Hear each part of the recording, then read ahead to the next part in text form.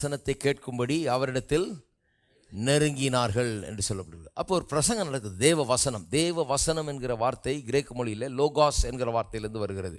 லோகாஸ் என்று சொன்னால், இன்றைக்கி நான் பிரசங்கம் பண்ணுறேன், இந்த பிரசங்கத்தின் முழுமையும் லோகாஸ், அது தேவனுடைய வார்த்தை.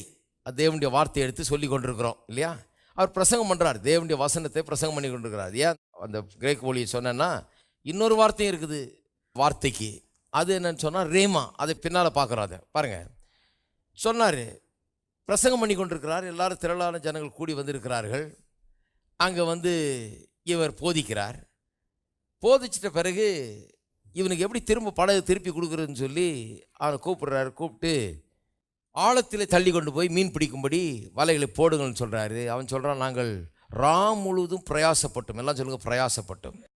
5ஆம் வசனத்தில் இருக்குது பிரயாசப்பட்டோம். பிரயாசம்னு சொன்னால் ஆங்கிலத்தில் எப்படி வருது? we have toiled all night. டாயில்னு சொன்னால் அந்த டாயில் என்கிற வார்த்தை, பிரயாசம் என்கிற வார்த்தை, அதாவது வேர்வை சிந்தி பிரயாசப்படுறது.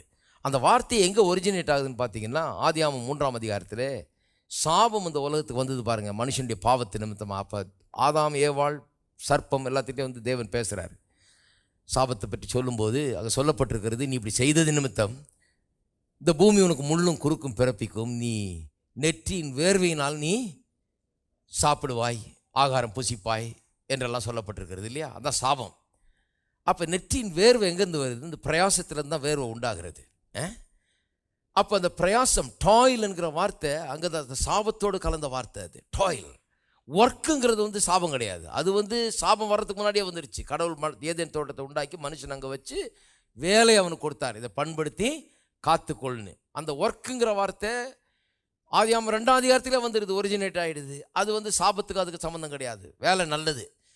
ஆனால் இந்த பிரயாசம் என்கிற வார்த்தை அது அவ்வளோ நல்ல வார்த்தை இல்லை. அது சாபத்துக்கு அடுத்த வார்த்தை. இது வேர்வையை உண்டாக்குற வார்த்தை. இது நிறைய பிரயாசப்பட்டு ஒன்றும் இல்லாமல் போகிற அந்த வார்த்தை. அப்போ பாருங்கள், டாயில் ஆல் நைட், எல்லாம் நாங்கள் பிரயாசப்பட்டுட்டோம் அப்படிங்கிறான். இப்போ இப்படி பிரயாசப்பட்டு ஒன்றும் இல்லாமல் போனவர் மத்தியில் இயேசு நின்று கொண்டிருக்கிறார்.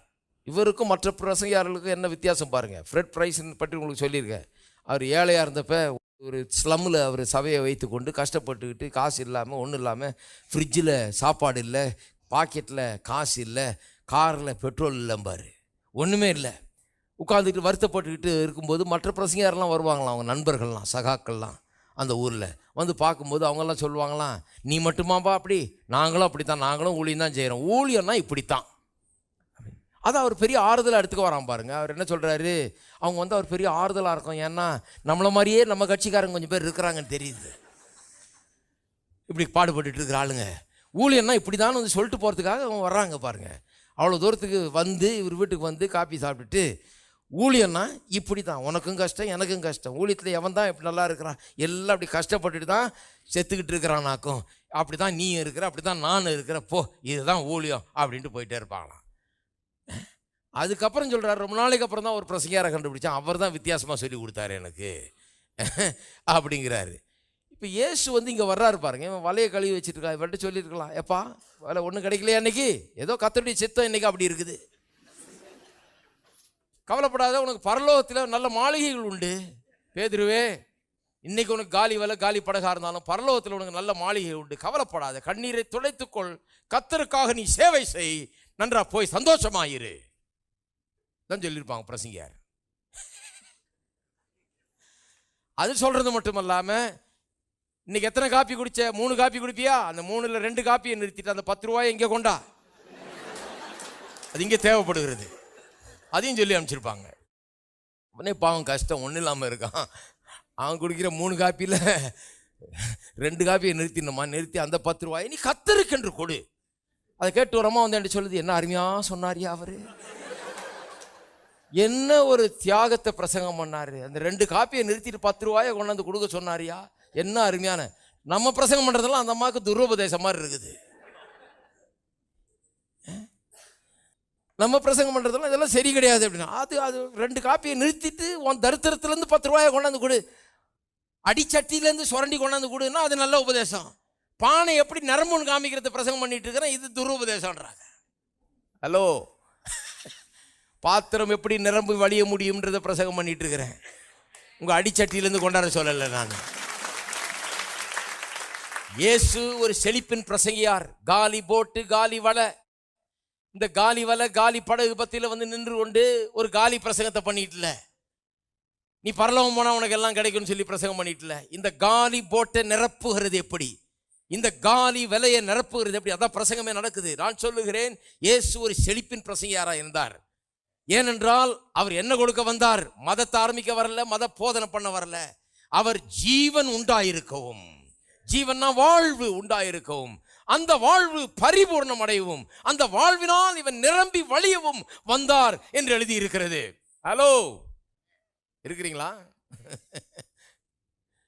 அப்ப அதுக்கு தான் வந்தார் அவர். பாயிண்ட், அவர் எதுக்கு வந்தார்? அந்த வேலையில் இறங்கிட்டார். டக்குன்னு காலி போட்ட பார்த்தாரு, காலி வலைய பார்த்தாரு, இங்க வாப்பான்னாரு. என் வேலை முடிஞ்சது, இங்க வா. இப்ப உன்னை காலியா அனுப்ப முடியாது. காலியா இருப்பது கர்த்தருடைய சித்தம் அல்ல. நீ தரித்திரத்தில் வாழ்வது கர்த்தருடைய சித்தம் அல்ல. காலி போட்டு காலி வலை கர்த்தருடைய சித்தம் அல்ல. ஆகவே இந்த வலையை கொண்டு போய் ஆழத்தில் கொண்டு போய் போடு என்கிறார். வித்தியாசமான பிரசங்கியார். பேதுரும் அவ்வளோ நாள் கோயிலுக்கு போயிட்டு இருக்கா, யாரும் அந்த மாதிரி சொல்லி தரல அவனுக்கு. எத்தனையோ முறை இந்த மாதிரி ராமுழுக்க பிரயாசப்பட்டு ஒன்றும் இல்லாமல் போனா அவங்க வந்து ஒன்றும் இல்லாவிட்டாலும் நீ கர்த்தரை சேவி போ அப்படிதான் சொன்னாங்களே ஒளி, எப்படி இதை ஒன்றும் இல்லாத வாழ்க்கையை எப்படி நிரப்புறதுன்றது அவங்க சொல்லவே கிடையாது. அருமையானவர்களை கவனிக்க போனேன். ஏசு எப்படிப்பட்ட பிரசங்கியாருன்னு. அவனை அப்படியே விட்டுட்டு போயிருக்கலாம்.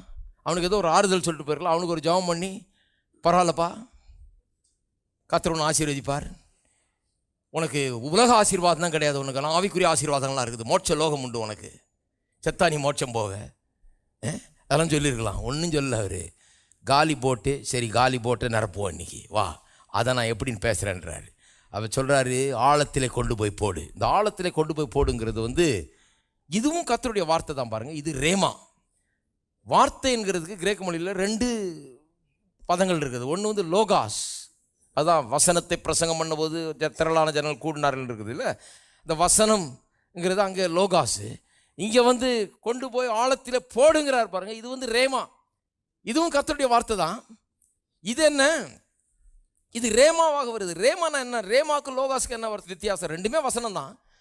ஆனால் அந்த வசனம் வந்து பொதுவாக தேவன் சொல்லுகிற காரியங்கள். எது 1ஆம் வசனத்தில் இருக்குது, தேவ வசனத்தை அவர் பிரசங்கித்தார், திரளான ஜனங்கள் வந்து கேட்டார். இப்போ பிரசங்கம் பண்ணிட்டு இருக்கிறோம், பொதுவாக வேதத்தில் என்ன இருக்குன்றத சொல்லிட்டு இருக்கிறார், அது லோகாஸ். ஆனால் இந்த சொல்லிட்டு இருக்கும்போது அதில் எங்கேயோ உங்களுக்கென்று பிரத்யேகமாக உங்களுடைய உள்ளத்தை நோக்கி, உங்களுடைய தேவைக்கேற்ப, உங்களுடைய தேவையை நிரப்புவதற்காக, உங்களுடைய தேவையான அந்த வாழ்க்கையிலே பதிலை உண்டாக்குவதற்காக ஒரு வார்த்தை இதிலிருந்து கிளம்பி வந்து கொண்டிருக்கிறது. உங்களுக்கு எத்தனை பேர் சொல்லிட்டு இருக்காங்க, நீ அன்னைக்கு இப்படி சொன்னீங்க, 10 வருஷத்துக்கு முன்னால் சொன்ன ஒரு சென்டென்ஸு, அதை சொல்கிறாங்க, சொன்னீங்க அன்னைக்கு தான் என்னுடைய வாழ்க்கையில் ஒரு மாற்றம். அது பிரசங்கம் பண்ணும்போது லோகாஸ், கர்த்தருடைய வார்த்தையை நான் பிரசங்கம் பண்ணி கொண்டிருக்கிறேன், அது நடுவில் அவர்களுக்கென்று ஒரு குறிப்பிட்ட வார்த்தை ரேமா உண்டாகி அதை அவர்கள் பிடித்து கொண்டார்கள். அப்போ பாருங்க, பிரசங்கம் கேட்டாங்க இவங்கெல்லாம். ஆனால் இப்போ பிரத்யேகமாக பேதுருடைய தேவைக்கேற்ப கர்த்தர் ஒன்றை சொல்கிறாரு. அவர் சொல்கிறாரு, இந்த வலையை கொண்டு போய் ஆழத்தில் போடு. பிடிச்சிக்கிட்டான் பாருங்க, அதை ரேமா உண்டாயிற்று. அவனுக்கென்று வந்த வார்த்தை அது. அவனுடைய பிரச்சனையை சால்வ் பண்ணுகிறதுக்காகவே தேவன் கொடுக்குற ஒரு வார்த்தை. பாருங்க, பிரசங்கம் பண்ணும்போது அப்படிப்பட்ட வார்த்தைகள் அதில் வரும். உங்களுக்கென்று சில வார்த்தைகளை கர்த்தர் வைத்திருக்கிறார், அது உங்களுடைய உள்ளத்தை நோக்கி வரும். அதான் ஆவிக்குரிய மனுஷனுக்கு அடையாளம் என்ன? வெறும் பிரசங்கம் கேட்கறது இல்லை, அந்த பிரசங்கத்தில் எனக்கு கர்த்தர் சொல்லுகிற வார்த்தைகள், எனக்கு வருகிற ரேமா, அது வந்ததுன்னு சொன்னால் என்னுடைய வாழ்க்கையை அது ஆட்கொள்ளும், என்னுடைய வாழ்க்கையை அது மாற்றும். அந்த வார்த்தையை நான் கேட்டது நிமித்தம் என்னுடைய வாழ்க்கை மாற்றப்படும், என்னுடைய பிரச்சனை எல்லாம் மாறும். அதான் ரேமா. அப்போ அது உண்டாகுது பாருங்க. அது சொல்கிறாரு, ஆழத்திலே தள்ளி கொண்டு போய் மீன் பிடிக்கும்படி 4ஆம் வசனம் உங்கள் வலைகளை போடுங்கள்னு சொன்னார். இதில் 2 காரியம். ஒன்று ஆழத்திலே தள்ளி கொண்டு போய் மீன் பிடிக்கும்படின்னு இருக்குது. இது ஆங்கிலத்தில் ரொம்ப நல்லா வந்திருக்குது. மீன் பிடிக்கும்படின்றத சொல்லியிருக்குது. go and cast your net for a drought. ட்ரவுட்னு சொன்னால் பெரிய கேட்ச், அள்ளிட்டு வரும்படி, அப்படியே நிரம்புற அளவுக்கு, நிரம்பி வழிகிற அளவுக்கு அள்ளி கொண்டு வரும்படி, அப்படி பிடிக்கும்படி வலையை போடுங்கள் என்று சொல்கிறார். அப்போ எப்படி சொல்லலாம்? மீன் பிடிக்கும்படி அல்ல, போய் வலையை ஆழத்தில் போடு. எதுக்காக போடு? ஒரு பெருக்கம் உண்டாகும்படியாக. பரிபூரணம் உண்டாகும்படியாக, உன்னுடைய அந்த காலி படகுடைய காலி வலையும் நிரம்பும்படியாக பரிபூரண ஜீவனை கொடுக்க வந்த இயேசு சொல்லுகிறார், வலையை கொண்டு போய் ஆழத்தில் போடு. எதுக்கு? இன்க்ரீஸ் உண்டாகணும், அபண்டன்ஸ் உண்டாகணும், அதுக்காக போடு என்கிறார். அது ஒன்று. வலைகளை போடுங்கள், நிறைய போய் வலையை தான் போட்டான். இன்னும் கொஞ்சம் வலை வச்சுருக்கணும், இன்னும் கொஞ்சம் போட்டுங்களையும் ரெடி பண்ணியிருக்கணும். நிறைய நேரத்தில் பாருங்கள், இடங்கொள்ளாமற் போக மட்டும் ஆசீர்வதிப்பேன்னு சொன்னார். அது ரொம்ப உண்மை. ஒருத்தர் கேட்டார், ஏன் போட்டில் எத்தனை மீன் பிடிக்கணும் அவருக்கு தெரியாதா? சர்வ வல்லமுள்ள தேவன் இவ்வளோ மீன் கொடுக்கலாமா? பாவம் போட்டு கவல்ற மாதிரி, வலை கிளிகிற மாதிரி. அவரை தான் முதலே வான் பண்ணார், வலைகளே போடுனார். கூட 4 போட்டையும் வர சொல்லி ஊரில் இருக்க அத்தனை பேரையும் கிளம்பிங்க, வாங்கியாங்க அப்படின்னு சொல்லி, இங்கே எங்கேயும் ஆழத்தில் ரொம்ப மீன் இருக்குதான், பெரிய அளவில் இருக்குதான், பெரிய அளவில் மீன் பிடிக்கிறபடி போட சொல்கிறாரு. எல்லா வலையும் கொண்டா, வீட்டில் கொண்டு போய் காலி பண்ணி காய வச்சா வலையை எல்லாத்தையும் எடுத்துகிட்டு வா, எல்லா வலையும் கொண்டு வந்து போடு அப்படின்னு சொல்லி கொண்டு வந்துருக்கணும். அந்த விதவை பாத்திரத்தெல்லாம் கலெக்ட் பண்ணிட்டு வந்தா, பாத்திரம் இல்லாமல் போனோடனே எண்ணெய் நின்று போச்சு. அது மாதிரி இங்கே வலை கிளிகிற அளவுக்கு ஆண்டவர் நிரப்புறாரு. மீன் இன்னும் இருக்குது கடலுக்குள்ள, வலை மட்டும் இருந்தால் இன்னும் எல்லாம் மாட்டியிருக்கும். ஹலோ, வலை இல்லை. நிறைய பேருக்கு அவங்க மைண்ட் கேட்ச் பண்ணுற அந்த கெப்பாசிட்டி இல்லை. ஹலோ, நிறைய ஆட்களுக்கு இன்றைக்கு, விசுவாசிகளுக்கு இன்றைக்கு அவங்க வலை பெருசாகணும், எண்ணங்கள் பெருசாகணும், கர்த்தர் என்ன சொல்கிறாருன்றதை கிரகித்து கொள்ளக்கூடிய அந்த ஒரு நிலையில் கூட அநேகர் இன்றைக்கு இல்லாமல் இருக்கிறார்கள். ஏனென்றால் இந்த பிசாசானவன் மோசம் போய்கிட்டான், எல்லாரையும் ஏமாற்றி வச்சிருக்கிறான். எல்லாரையும் தரித்திரத்தை நம்பி நம்பி அந்த மாதிரி காரியங்களை கேட்டு கேட்டு கேட்டு இதெல்லாம் தப்பு தப்பு தப்புன்னு இதை சந்தேகிச்சு சந்தேகிச்சு சந்தேகிச்சு வலையெல்லாம் சின்னதாகி போச்சு. அப்படியே அடியனுக்கு கர்த்தர் ஒரு சின்ன சம்பளத்தை கொடுத்துருக்காரு. அடியா, அந்த சின்ன சம்பளத்தில் அடியனுடைய சின்ன குடும்பத்தை அடியன் ஒரு சின்ன விதத்தில் நடத்திட்டு வர்றேன். இந்த சின்ன புத்தி மாறுற வரைக்கும் எதுவுமே மாறவே மாறாது.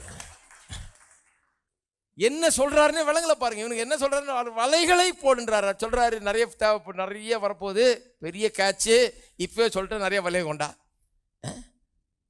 இண்டிகேஷன் கொடுத்துட்டாரு. கடைசியில் போனாங்க, வலை கிழியுது, போட்டு அமிழுது. பக்கத்தில் இருக்கவனை கூப்பிட்டு அவன் ஒரு போட்டு கொண்டாந்தான், அதுவும் நிரம்பி அதுவும் அமிழத்தக்கதாக கர்த்தர் சொல்ற வேணும்னே பண்றாரு. இது கர்த்தர், இது எப்படி தான் நான் இவ்வளோ மீன் தேவையா? தேவையில்லை, அப்படி தான் கொடுப்பாரு அவர். நிறைய இருக்குது, அவர் கொடுக்குறாரு.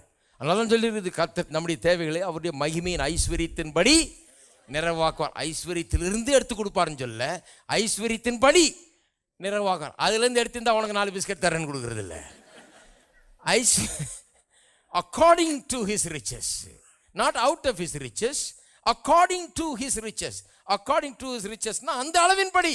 அப்போ அந்த அளவுக்கு நம்ம மைண்டை விஸ்தரிக்க வேண்டும், நம்முடைய எண்ணங்களை விரிவாக்க வேண்டும், நம்முடைய விசுவாசத்தை பெரிதாக்க வேண்டும், அந்த எண்ணங்கள் மாற வேண்டும். அநேகருக்கு பாருங்க, இன்னைக்கு அவருடைய அந்த சின்ன அற்பமான எண்ணங்கள் மாறினாதான் ஒரு பெரிய விதமான வெற்றிக்கு வாழ்க்கையில செல்ல முடியும்.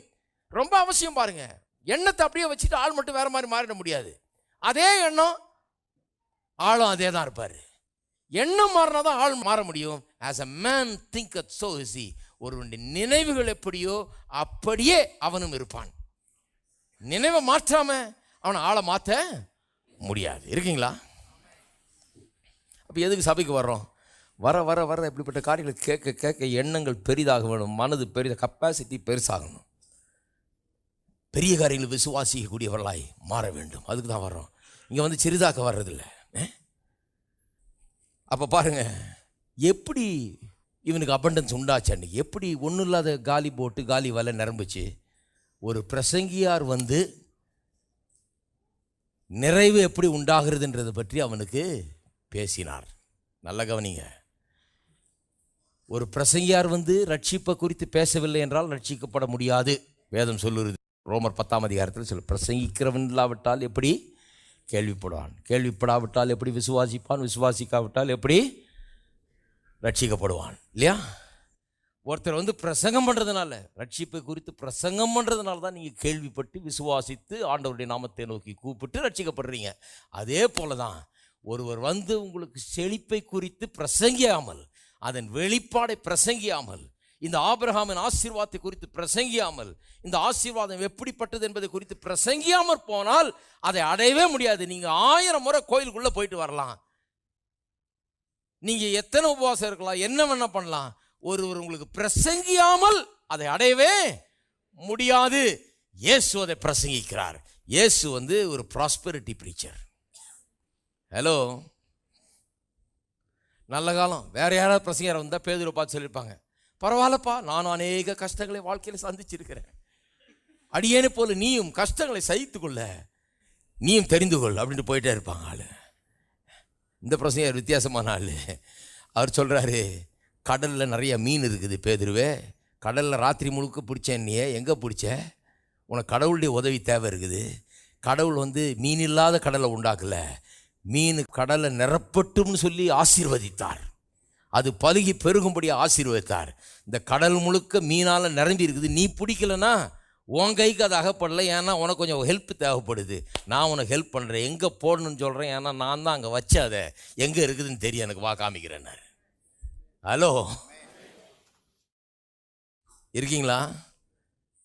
ஒருத்தர் சொல்கிறாரு, என்னமோ தெரியலையா, இத்தனை வருஷமா அடியேன் படாத பாடுபடுகிறேன், பிரயாசப்படுகிறேன், வாழ்க்கையெல்லாம் டாயில் பிரயாசமாக இருக்கிறது, அடியேனுக்கு ஒன்றும் கிட்டவில்லை, கர்த்தருடைய சித்தம் அப்படி இருக்கிறது. என்ன கர்த்தருடைய சித்தம் இல்லைங்க, அது கர்த்தருடைய ஒத்தாசை தேவைப்படுது உங்களுக்கு. சில சத்தியங்களை அறிந்து கொள்ள வேணும், கர்த்தருடைய ஒத்தாசை தேவைப்படுது, கர்த்தர் உங்களுக்கு உதவி செய்வார், கர்த்தருடைய வார்த்தை உங்களுக்கு உண்டாக வேணும், இதற்குரிய விசுவாசம் உங்களுக்கு உண்டாக வேணும், அப்போ அதெல்லாம் உண்டாக முடியும். இருக்கீங்களா? அப்போ இதை குறித்த பிரசங்கம் எவ்வளோ முக்கியமாக இருக்குது பாருங்கள். ஏன்னா பிசாசு வஞ்சித்து வச்சிருக்கிறா, இதெல்லாம் நம்ப முடியாதபடி வச்சுருக்கா. அதனால தான் ஒருத்தர் பிரசங்கம் பண்ணும்போது கண் திறக்கப்பட்டு அதெல்லாம் விசுவாசிக்க முற்படுகிறார்கள். அப்போ அதனால தான் அதை பிரசங்கம் பண்ணிகிட்ருக்கேன். எதுக்கு பிரசங்கம் பண்ணிகிட்ருக்கேன்னு நினைக்கிறீங்க? பிரசங்கம் பண்ணிக்கிட்டே இருந்தால் என்னைக்காவது ஒரு நாள் விளங்கும் தான். இன்றைக்கி விளங்கலாம், அடுத்த வாரம் வாங்க விளங்கும் ஒருவேளை, இல்லைன்னா அதுக்கு அடுத்த வாரம் வாங்க விளங்கும், எப்படியோ விளங்கிடும். பிரசங்கம் பண்ணிக்கொண்டே இருந்தால் என்றைக்காவது ஒரு நாள் கண் திறக்கப்படும். கண் திறக்கப்பட்டு உங்களுக்கென்று அந்த வார்த்தை வர்றது அப்படியே பிடிச்சிக்குவீங்க. பிடிச்சிக்கிட்டு அன்னைக்கு தான் வாழ்க்கை மாற ஆரம்பிக்கும். பேதுரு சொல்லியிருக்கலாம், என்னையா மீனை பிடிக்கிறதுக்கு வலையை போடுன்றி, முழுக்க தான் நாங்கள் பிரயாசப்பட்டோம், ராத்திரியில் தான் மீன் பிடிப்பாங்க, பகல் நேரத்தில் போடுன்னா எப்படி? என் வாழ்நாளில் பகலில் நாங்கள் மீனை பிடிச்சது கிடையாது. கர்த்தர் சொல்கிறார், இல்லை உன் வாழ்நாளில் பிடிக்காத அளவுக்கு இன்றைக்கி படிக்க போகிறேன், ராத்திரி பிடிக்க வேண்டிய மீனை பகலில் மாட்டோம் உனக்கு. ஏன்னா கடவுளுடைய ஒத்தாசை ஆசீர்வாதம், அது நீ கொடுத்ததுனால உனக்கு கொடுக்கப்படுகிறது. உன் போட்டை கொடுத்ததுனால போட்டில் இப்போ கடவுள் மீனை கொடுக்குறாரு, பிடிங்கிறாரு.